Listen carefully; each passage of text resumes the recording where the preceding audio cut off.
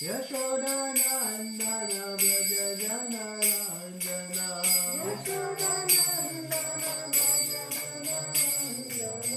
Yamuna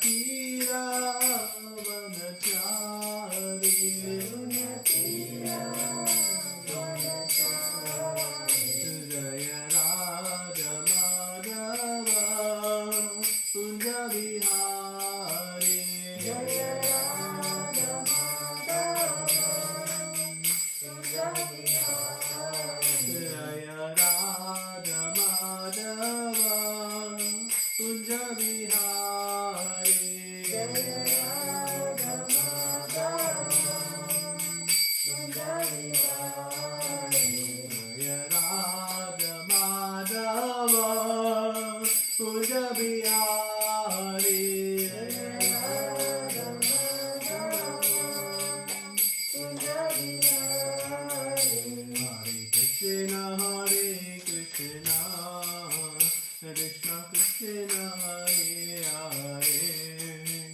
Hare Rama Rama Rama Hare Hare Hare Krishna Krishna Krishna Hare Hare Hare Rama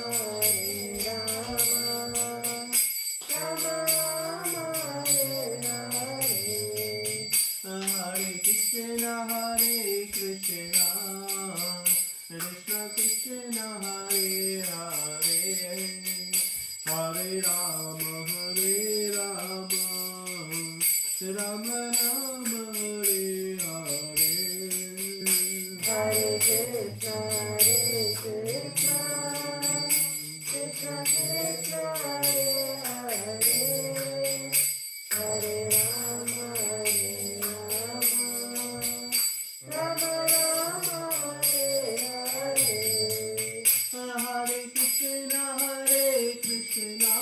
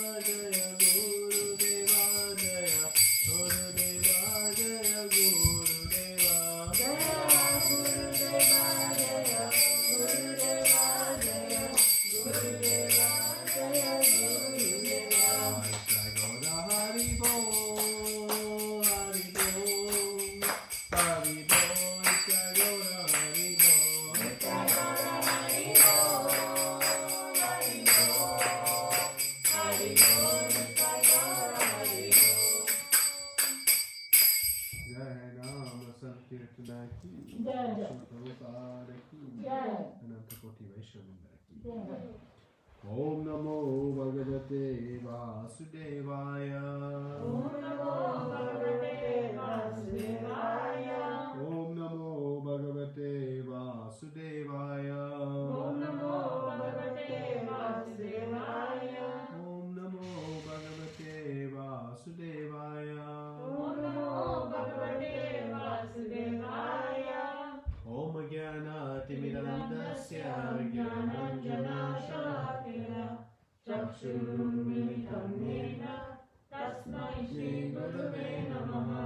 Shri Chaitanya Manobishtam Sthapitam Yena Bhutale Swayam Rupa Kadamaya Tadati Swapadantikam Vandeham Shri Guru Shri Yuta Padakamalam Shri Gurun Vaishnavanscha Shri Rupam Sagrajatam Sagana Raghunatam Nitam Tam Sajivam Sadvaitam Savadutam Parijana Saitam Krishna Chaitanya Devam Shri Radha Krishna Padam Sagana Lalita Shri Vishakam He Krishna Karuna Sindhu Dinabandhu Jagatpate Gopesha Gopika Kanta Radha Kanta Namostute Tapta Kanchana Gaurangi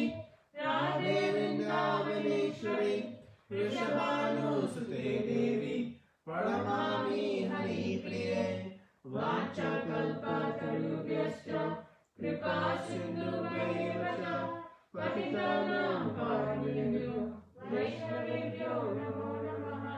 Namo Vishnu Padaya Krishna Prasthaya Bhutale Srimate Bhakti Vedanta Swami Niti Namine Namaste Saraswati Deve Gauravani Pracharine Nirvishesha Shunyavadi Paschatya Deshatarine Jai Shri Krishna Chaitanya Prabhu Nityananda Shri Advaita Gadadhara Shri Vasadi Gaura Bhaktavinda Hare Krishna Krishna Krishna Hare Hare Hare Rama Rama Rama Hare Hare.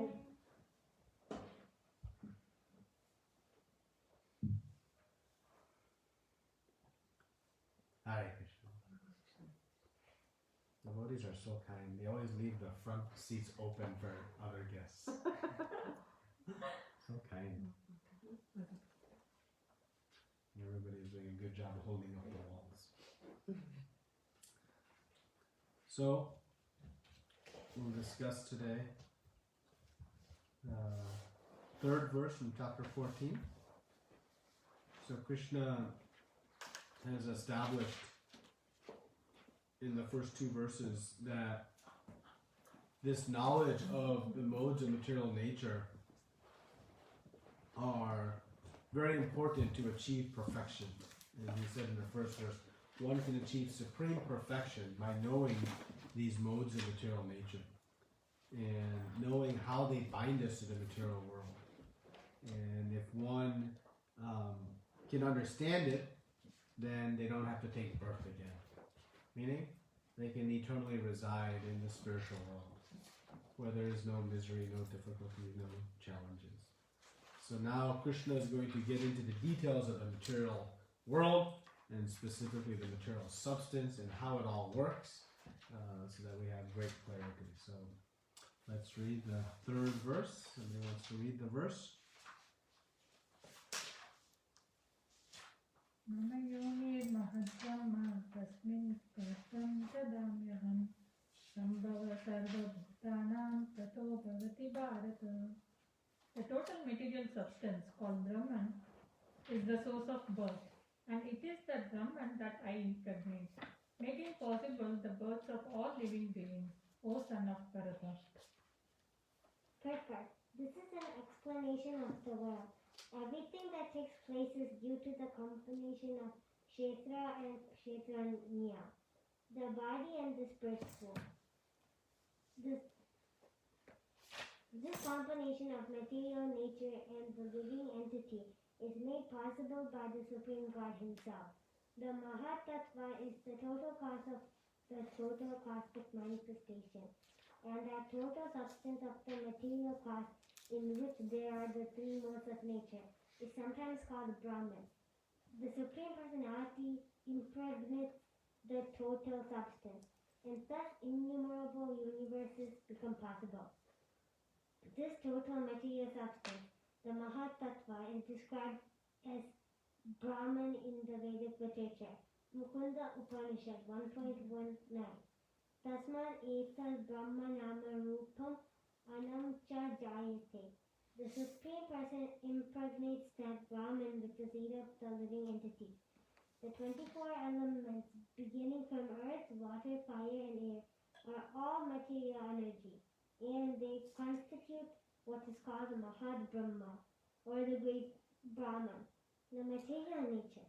As explained in the 7th chapter, beyond this, there is another superior nature, the living entity. Into material nature, the superior nature is mixed by the will of the Supreme Personality of Godhead, and thereafter all living entities are born from this material nature. The scorpion lays its eggs in pile of rice, and sometimes it is said the scorpion is born out of rice. But the rice is not the cause of the scorpion. Actually, the eggs were laid by the mother. Similarly, material nature is not the cause of birth of the living entities. The seed is given by the Supreme Personality of Godhead, and they only seem to come out as products of material nature. Thus, every living entity, according to his past activities, has a different body, created by this material nature, so that the entity can enjoy or suffer according to his past deeds. The Lord is the cause of all the manifestation of the living entities in the material world. Okay, so it's a big purport. So here, Krishna is saying the total material substance called Brahman is the source of birth, and that it is that Brahman that I impregnate, making possible the birth of all living beings, O son of Bharata. So this is a big source of confusion in the world, right? And what is the atheistic view of life in this world? What is their view of the world in terms of life? Created from matter. It's created from matter, right? So, and what do they? How do they justify or support their understanding it's created by matter? What do they see or observe?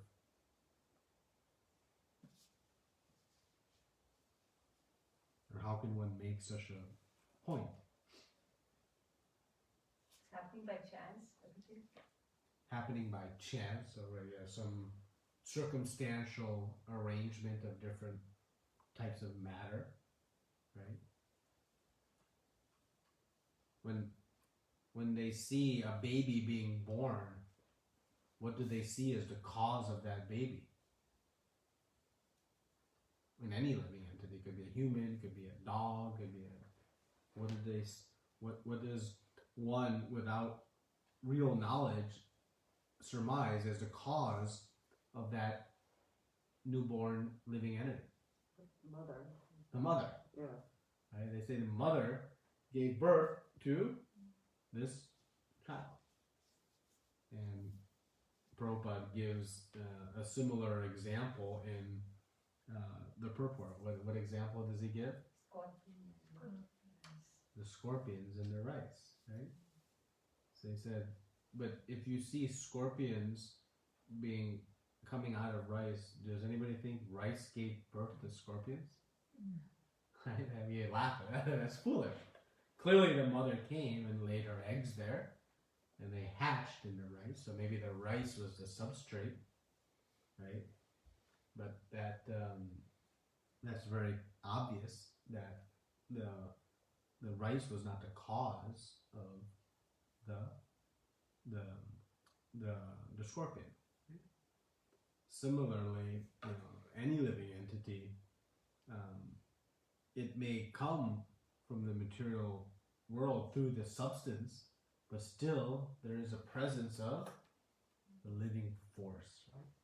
So we have some practical understanding that, and is matter ever alive? Do we see any matter that's alive? No. Do we see stones just turning over and jumping? Do we see, mountains, shedding tears?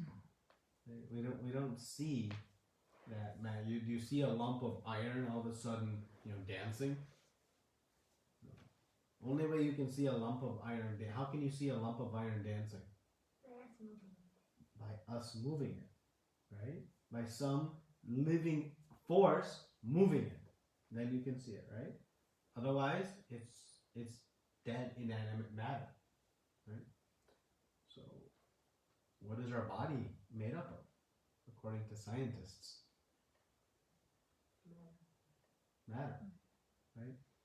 You take some multivitamins, right?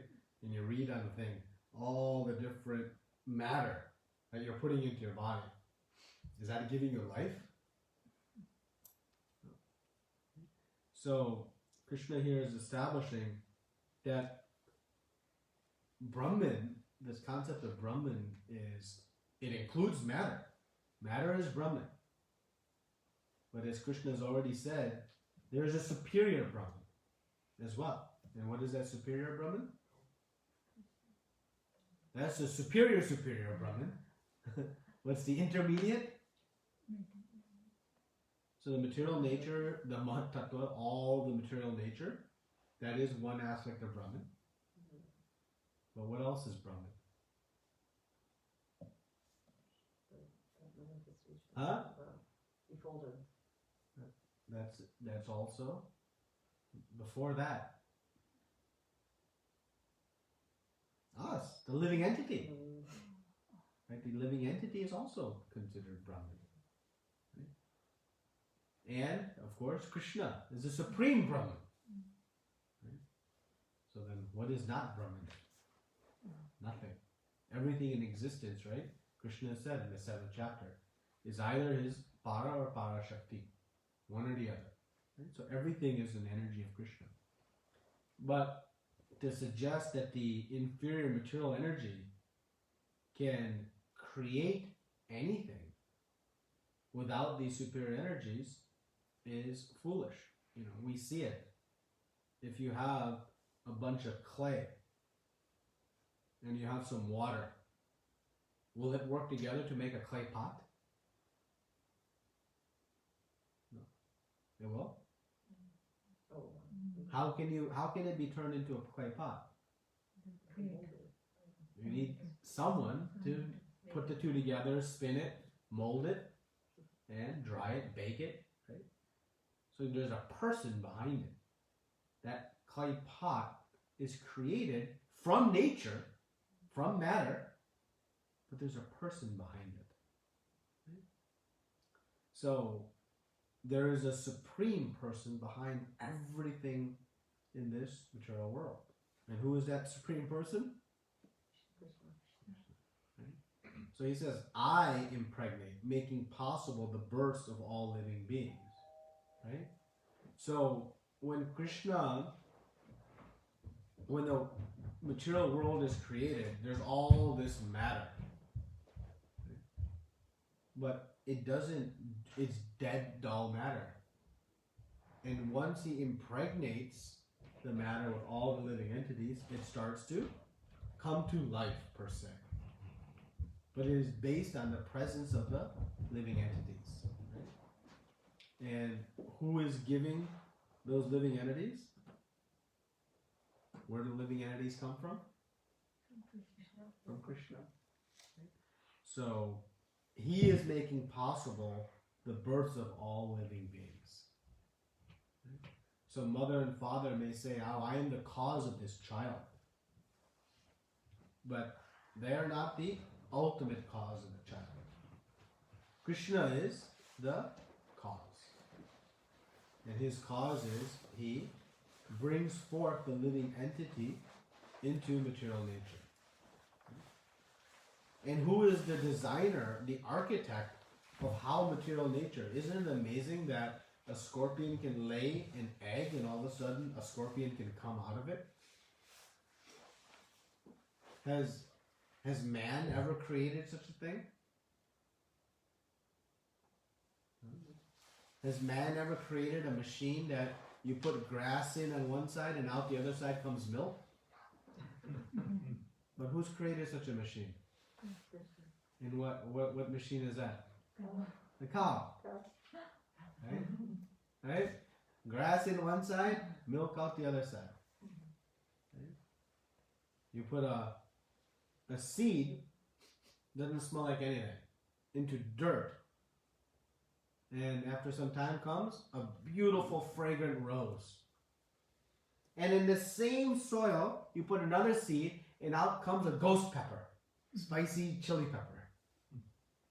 Now how is that earth, that soil, able to create such extreme taste in the combination of a seed on one hand, and that same soil in the combination of another seed is able to bring a vibrant, fragrant rose? Is that just matter? Is it just matter interacting? No. So all interactions of matter we see, they're being orchestrated by Krishna. And we may not see it, we may not understand it, but that is the reality. And we have very tangible evidence that we can suggest that nothing that we see comes together without some interaction of a person. Right? That piece of iron doesn't start dancing unless someone moves it. Right? That bag of rice isn't going to give birth to scorpions unless the mother comes and lays its eggs. Right? So this idea that everything is kind of happening through just nature doesn't even pass the most basic of logical analysis. But because of lack of faith in understanding, one thinks, no, this is just happening all by nature. Right? Because if that were the case, then why are not laboratories creating life? I said, no, we're pretty close to that. Are we close to it? Will we ever get close to it? It will never happen. It cannot, because Krishna is establishing here, unless he brings forth the living entity, the jiva, the soul, in the combination of matter, it will not. No, he said we have stem cell research, we have this laboratory, we're growing these organisms. It's not happening without the presence of that living force. And that is not made in matter. It is a spirit. So, and it's interesting to see Srila Prabhupada talks about in purports, scientists 50 years ago were claiming, oh, we're just around the corner from producing life. But what are we told today? We're almost there. Just around the corner. It's almost there. It's already happened, actually. That same story has been going on. It'll continue. But it won't happen. Because this is the means. Krishna must intercede. Right? So, at the end of the purport, Prabhupada talks about the different types of bodies. How many types of bodies are there in this universe? 8.4 million. And what determines what one body gets? Your desires. Desires and Past action. and past actions. Right? And why are there 8.4 million types of bodies? That many desires we have. So each body is able to fulfill different types of desires, right? So based on our different types of desires, we can have different types of bodies.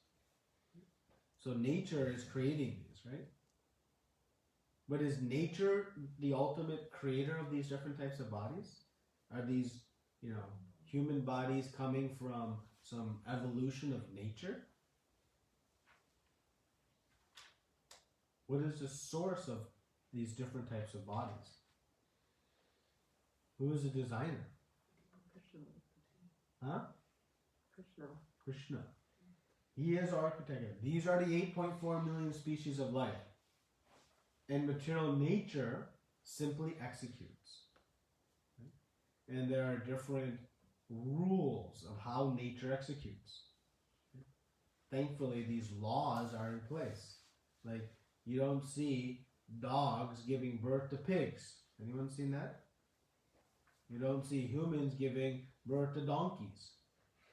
There are hereditary laws that create very precise, creation of these different bodies. But ultimately, it's all under the supreme engineering and design of Krishna, the Supreme Brahman. So, the creation of the universe and everything is happening again under the Supreme Lord's wonderful jurisdiction. So then he gives the kind of very detailed and almost summation statement in the next verse. So let's read number 4. Should be understood that all species of life, whosoever can be, are made possible by birth in this material nature, and that I am the seed-giving Father.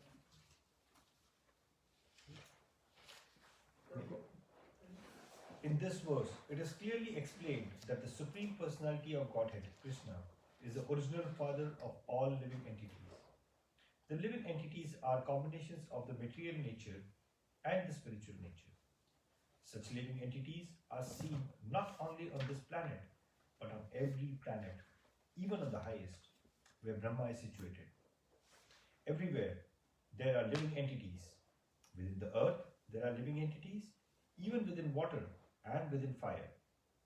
All these appearances are due to the mother material nature and Krishna's seed-giving process. The purport is that the material world is impregnated with living entities who come out in various forms at the time of creation according to their past deeds. So who is our Father? Krishna. He is our Supreme Father. Okay? So here he established Aham Bija Pradaha Pita. Because everything is emanating, as we've been discussing, from him. So he is the original father of all living entities. But isn't Lord Brahma the creator? Isn't he the one who's creating all the population through his, different Prajapatis that are expanded from? Isn't he the source? He has been empowered. He has been empowered. Where did Brahma come from? Huh? From Lord Vishnu. Right? He came from Lord Vishnu. So that Lord Brahma himself was created. And thus he cannot be the supreme creator. If you are created, then there's something before you, by definition. In order for you to be created, there must be then something existed before you. So someone created you. Right? So thus you cannot be the supreme. You can be a subsequent creator. You can go on from that point forward. Right? So who is that supreme source who himself is not created? And that's very difficult for us to wrap our minds around. Why is it so hard for us to grasp this concept? We always see something that is created from something else. Because in this whole material world, everything is created and destroyed, dies. Right? Everything has a beginning and an end. So this concept of eternality, we can understand it in theory, but we can't tangibly touch it because of our material conditioned experience. Right? But this is, in fact, Krishna is that supreme father for all of us. Right? And this is what makes then our universal understanding that, that this message from Bhagavad Gita, it is not a sectarian religion. Because who doesn't fall under the category of Krishna being their father? Every living entity. Even that tree outside? Even the bird? All races of humankind? Yeah.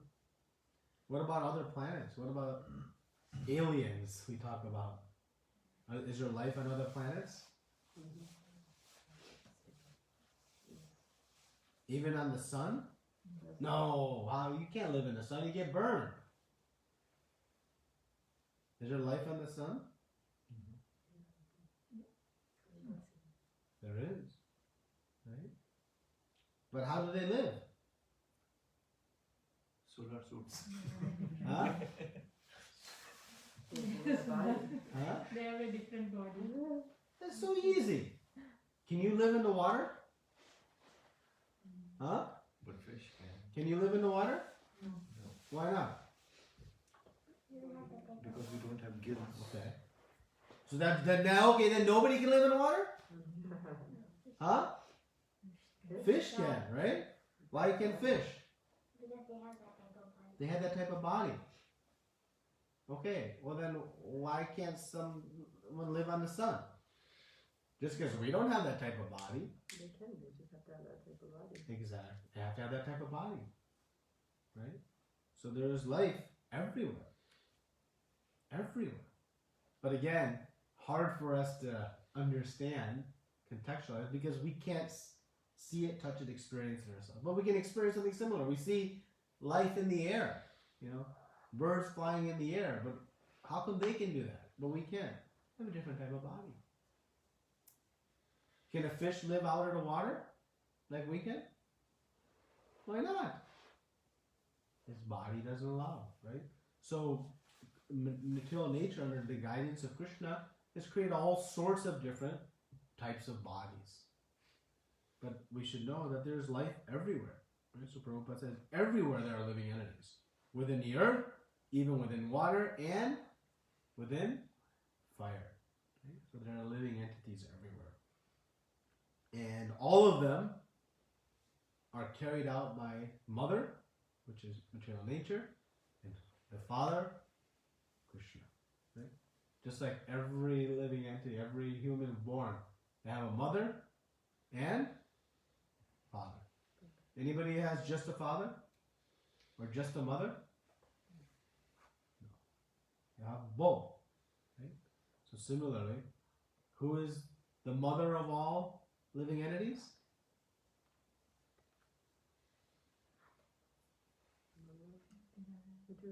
The material nature. And the father is? Krishna. And who is the source of the material nature? Krishna. Because Krishna can do things that Lord Brahma did. Lord Brahma have a mother? Krishna. Huh? Krishna.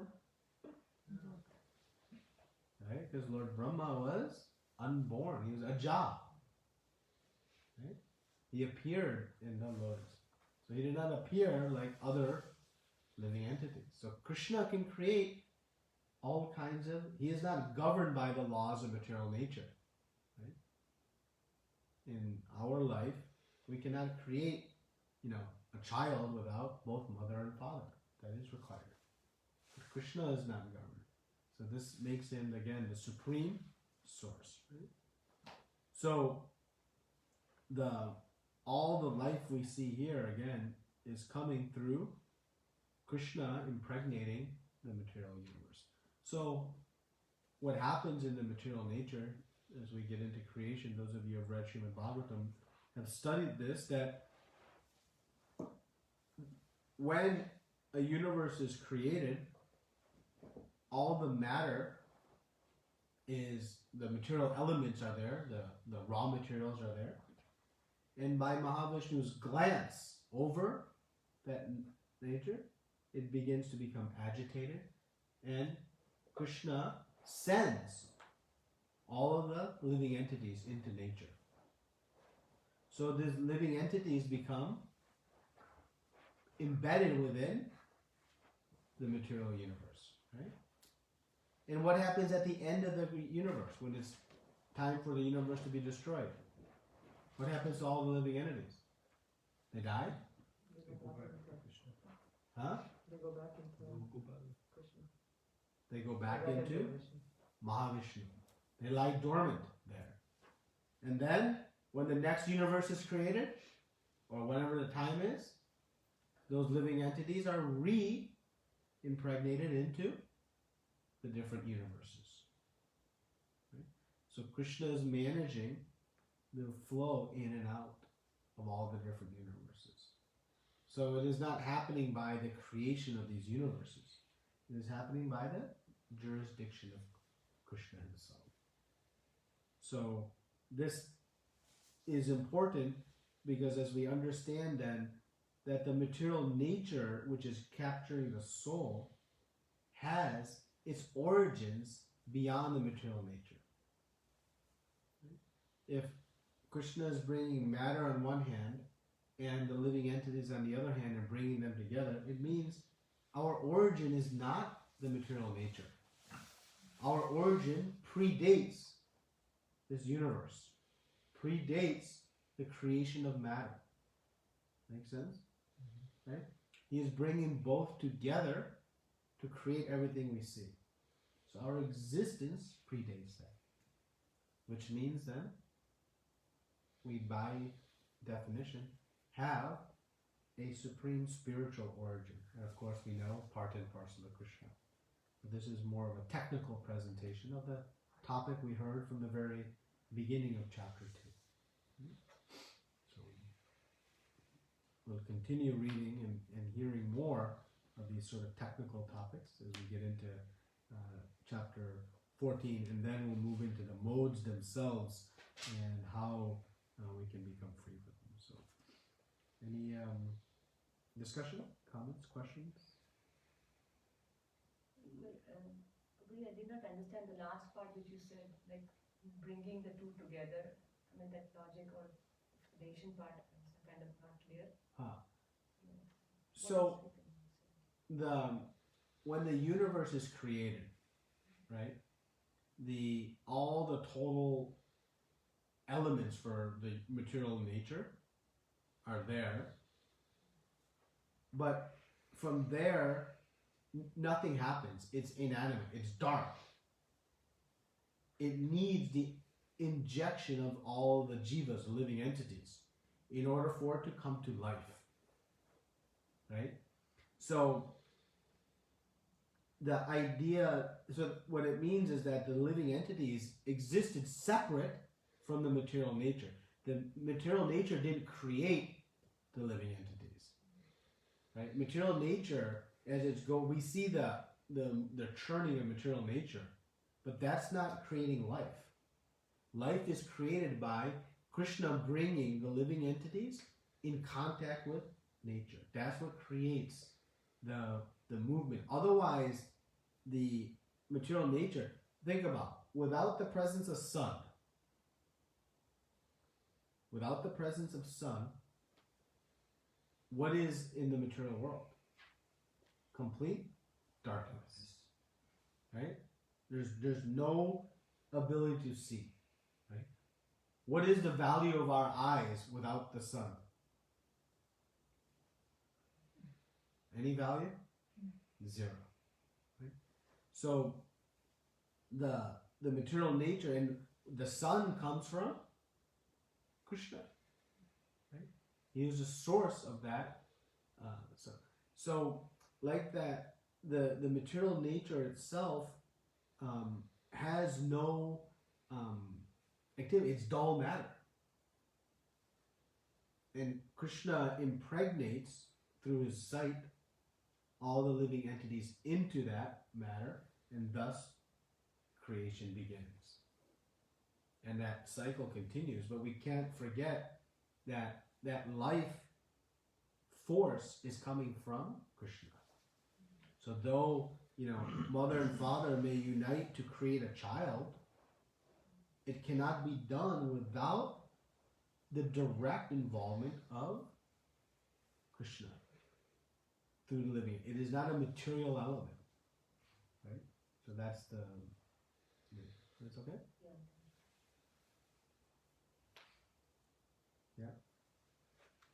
Hare Krishna Prabhu. Who's asking? We see the population in Kali Yuga is increasing. Does it mean there are more people due to good deeds in their previous birth taking human form now compared to previous Yuga, Prabhu?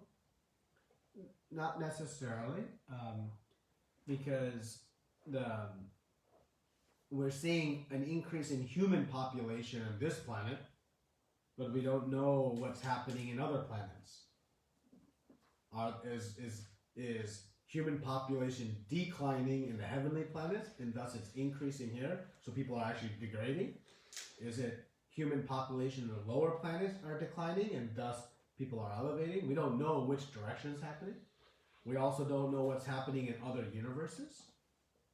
So we cannot draw any conclusions on the growth in population of just this planet Earth, because that is just one tiny reference point of the whole.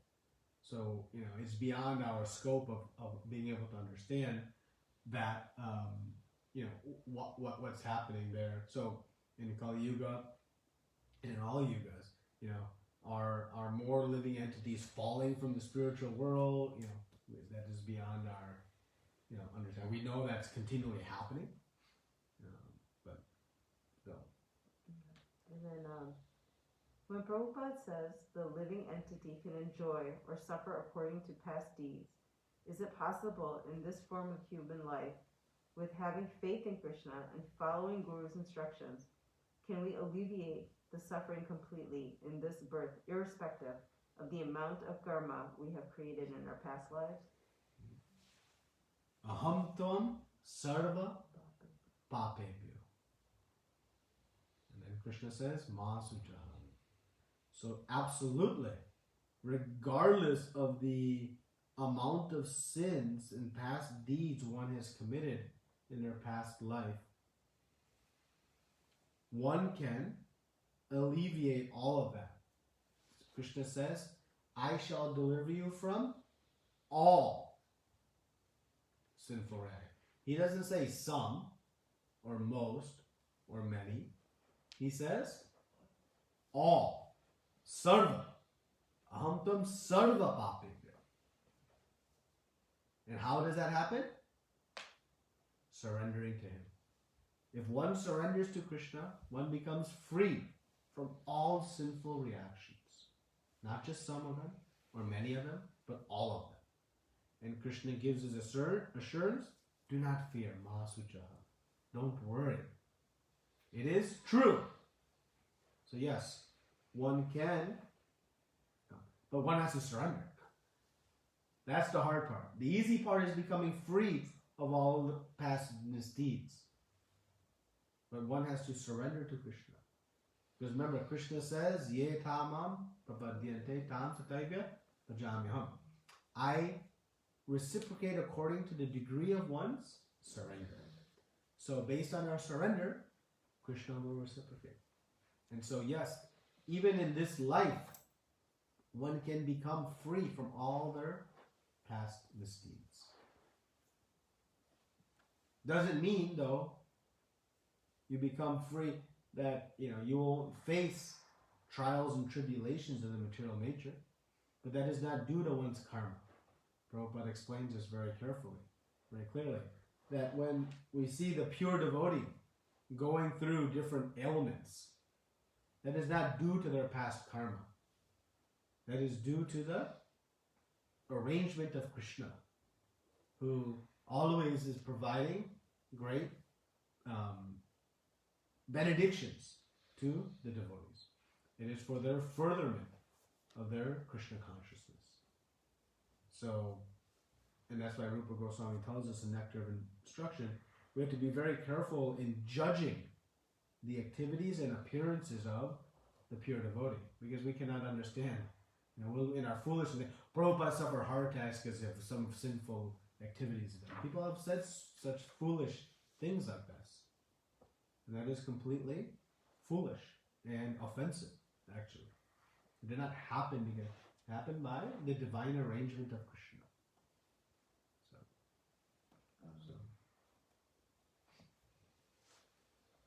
People say Adam and Eve were the fountainhead of human race. Is it true? Does it mean every planet will have one Adam and Eve to start the human race? So that concept of Adam and Eve actually is correlated in Bhagavad Gita, actually in chapter 7, where we talk about Icha and Dvesha is the cause of the living entity falling from the spiritual world. But the creation of the human race, we see in Bhagavad Gita's explain, or Srimad Bhagavatam's explain how it comes through Lord Brahma and his different creations. Right, he first created the 4 Kumaras who did not want to procreate; they wanted to stay as young children to be away from any kind of sense enjoyment, and so. And then he created, more and more different rishis and ultimately different prajapatis, who then became progenitors of the race. So that's how we understand from Srimad Bhagavatam how each universe is populated.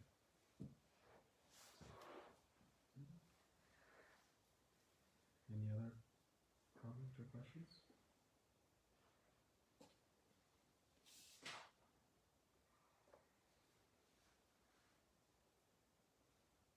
Mahat Tattva and Mahat Brahma. Mahat Tattva and what? Mahat Brahma. Yeah, so the Mahat Tattva is a bit of a technical. It's what we understand. It's the total material elements that sit in the corner of the spiritual sky. That then is used to constitute the material world. And it has its unmanifested state and its manifested state. There's the pradhan, in which it's manifest. So it gets into... So this Mahad Brahma is speaking to the 24 elements, and when they're constituted, it becomes that material nature. So they're not exactly the same, but they're in contiguous flow. So first is Mahat Tattva and then Mahat Brahma is the next step. Yeah. And this word Brahman also, many places it refers a different thing. Yeah, that's the confusing thing, right? So Brahman refers to the material nature. It refers to the living entity and to the supreme Brahman, Krishna. Right? So when you say Aham Brahmasmi, I am Brahman. Well, yes, you are Brahman. But you're not supreme Brahman. And that's what Arjuna clarifies, right? In chapter 11. That he clarifies that you are the supreme Brahman. And Krishna clarifies in chapter 15, Purushottam Yoga. I am the supreme source. So yes, does Brahman refer... Because at the end of the day, everything is... Everything is an energy of Krishna. We say it's non-different, right? Energies are non-different. So everything is Krishna. But everything is not Krishna also. And that's the Achintya Veda Veda Tattva. This simultaneously oneness and difference. But yeah, so Brahman is a broad term. There are different aspects of Brahman. And there's gradations.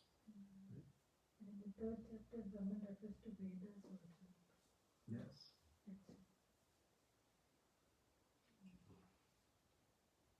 Yeah. And that becomes a source of great confusion unless one is taking the term in total, in complete context. So if you pick apart any piece of something, you can construe a certain understanding. But you have to take it in totality in relation to everything. Then you can understand. Oh, I'm Brahman. Yes, but there's a Supreme Brahman.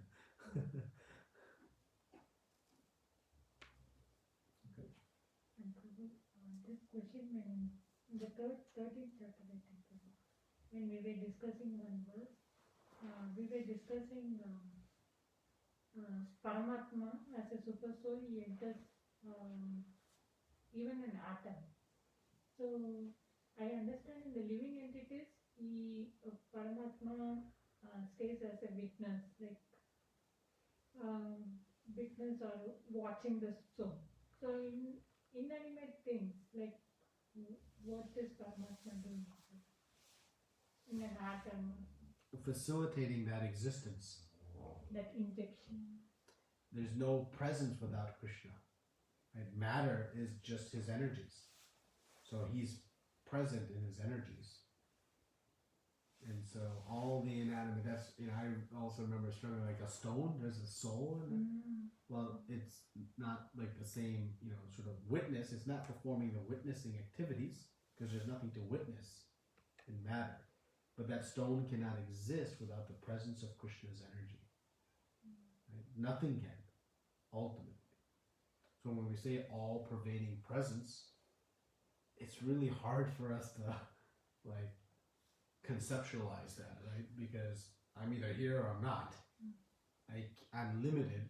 So when I try to understand something unlimited, from my perspective, it becomes a little bit befuddling. It becomes difficult to understand.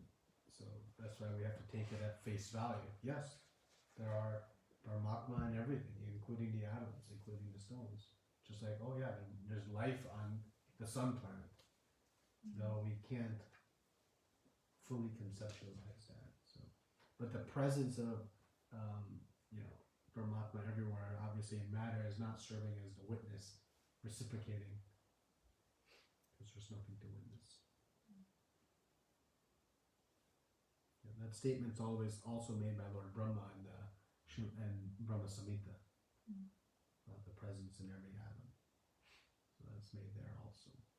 It's all over our Shastra.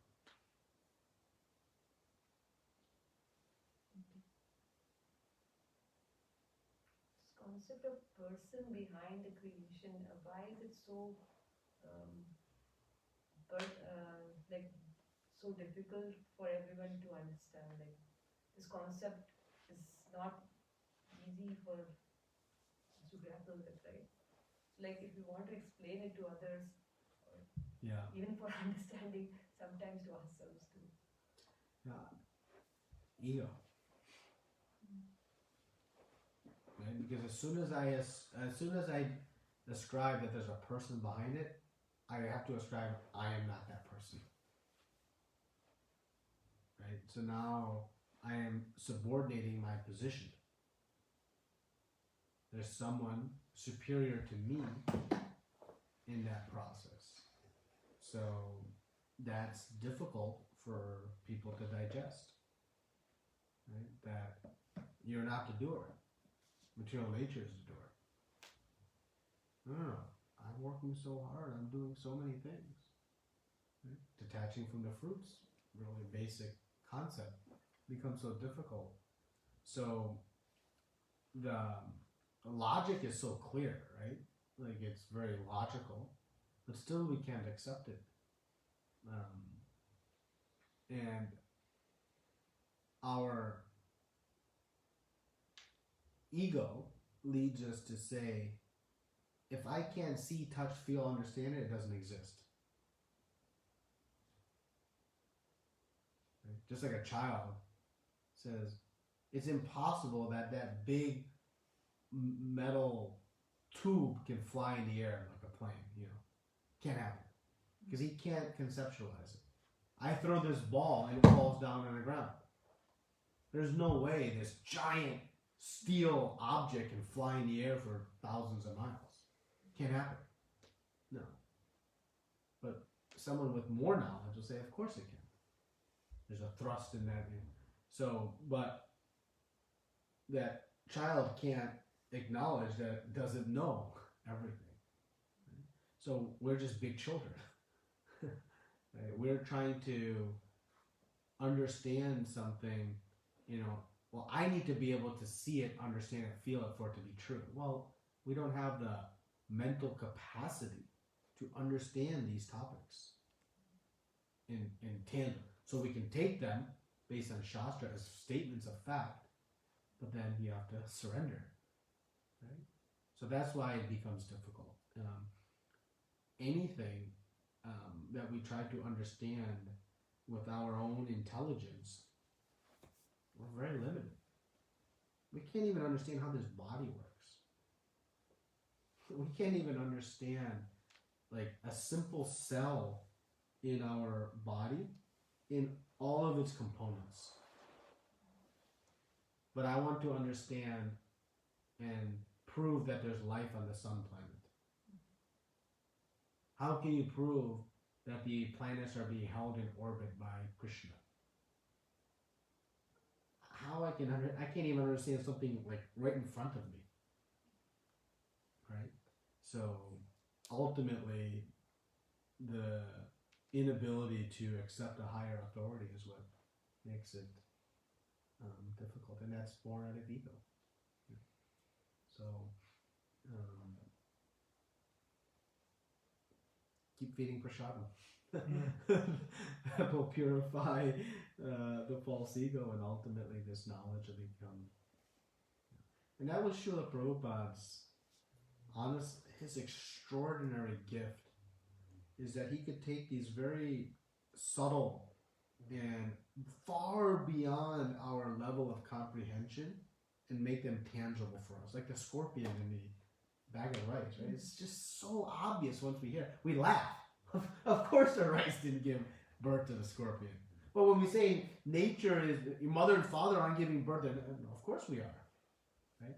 So his brilliance was being able to break down these very difficult things for us to see with very simple kind of explanations and analogies. I mean, he's really brilliant in being able to bring, like how he explains the soul. How do you explain the soul? I was discussing with somebody on Thursday. He's a practicing Catholic, and we were just having a philosophical discussion. He's watched some of our videos, and he said, I just can't wrap my hands around the soul. And I gave him the car and driver analogy. And he's like, yeah, that makes sense. That was Prabhupada's perfect way of explaining the soul and the body, right? It's so perfect. But otherwise, it's hard to wrap our hands around this stuff, right? So Srila Prabhupada's tried to make it really easy for us. Right? He's tried to make it so simple for us, but still it takes some surrendering of our false ego to be able to grab it and really internalize it. So that's why it's difficult. We make it difficult, actually, as individuals. Yeah. But keep explaining it to others. It will sink in eventually. It also sinks in for us. Yeah, more for us actually. It is more for you. Right? Telling others is so dream. You're absolutely right. By telling others, we are the prime beneficiary. Anything else? So, if okay, I have few things on the Hanuman's pastimes. Hanuman ji is like in the Dasya Bhav, right? So I was reading his pastimes. Even the Bhav in the Vaikuntha, it's also like a Dasya Bhav. So what is the difference between Hanumanji's Dasya Bhav and the Bhav which is present in Vaikuntha, where Master is treated with awe and reverence? He has the same Bhav. He has great awe and reverence for Lord Ram. That's it. So what is the difference? No, in one of the Vaikuntha planets is Ayodhya Lok. And Hanumanji is serving Lord Ramchandra. You read in Brihad Bhagavatam and Gop Kumar goes and he meets Hanumanji. So that exists in the spiritual world. Of course, he has a presence here as well, but that bhav is in Vaikuntha. That specific type of dasya ras bhav is in Vaikuntha. So it's in my God. Yeah. Because we always see that 5 main rasas present in Golok is this 5 rasas. Not in Golok. So it's all everywhere in No. Vaikuntha. In you don't see dasya ras in Golok. Pure dasya ras. You don't see sakya, vatsalya, and madhurya. The last 3 only available. Okay. You see tinges of it in dasya, and you don't see any. So that's the again, it's a little bit. There's some you have to get into very deep detail of it, but you don't. In Vaikuntha, you don't see the sakya ras, vatsalya ras, and madhurya ras. It's all. And so, but that dasya bhav that Hanumanji has, it is a mood of pure devotion, and it exists in the spiritual world. And Gopkumar goes and sees, and if you read, it's a very beautiful pastime. All his whole journey, and each place he goes, they are like selling themselves on like this place. Stay here. This is a great place, and we get to serve. And Hanumanji is like so perfected in that bhav, right? Is the epitome of this dasya bhav, and he's experiencing such bliss that he can't contemplate that there's anything else worthy, right?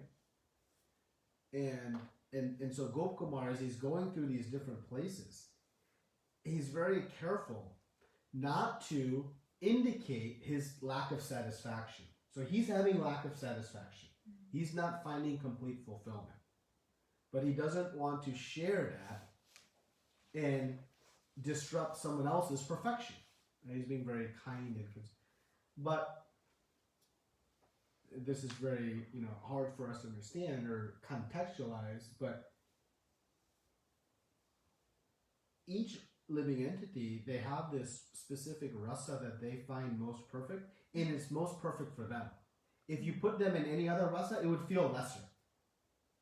If you put Hanumanji in a sakya rasa, which we say on an absolute level is a higher rasa, right? But for Hanumanji, it would not. That would be very disturbing for him. It would not be as pleasing, right? So, and what this means, what this leads to is complete and absolute satisfaction and happiness for every living entity. There's no, I have this job and I wish I had that job. Like sometimes in temple, I have this service, I'm liking it, but I really want that service. Because there are kalpavrikshas everywhere. As soon as the desires are there, it's fulfilled. So there's absolute and complete satisfaction for every living entity in the rasa they have. So they're not feeling they're missing anything. They're not feeling like one is more or less or different. For them, that is perfect. And I heard one example I've heard like that I liked. Somebody, I don't remember, I can't reference who I heard it from, but if you have 5 bolts and you have 5 nuts, right? There's a perfect bolt for each nut. But you put it on any other one, it won't feel right. There's a perfect one for each one. So which one's better? Which one? For each one, there's a perfect bhav, right? So that's where it becomes now takes a different level is the mercy of Chaitanya Mahaprabhu, and he came, and by his unlimited mercy, opened the door for this very special rasa in Goloka Vrindavan. But setting that so that bhav, the long answer to your question is it exists in the spiritual world, and it is a realm of perfection. My misunderstanding, Prabhu, I was thinking this 5 rasas only in Golok, and the bhav which is out of Golok is only one bhav, that is our reverence. Our reverence is in dasya ras. That's a dasya ras. That's right, because there is a tinge, a form of like Arjuna has a mix between Dasya and Sakyaras. Mix of. Yeah. Right? He has them all in reverence in chapter 11. We see it.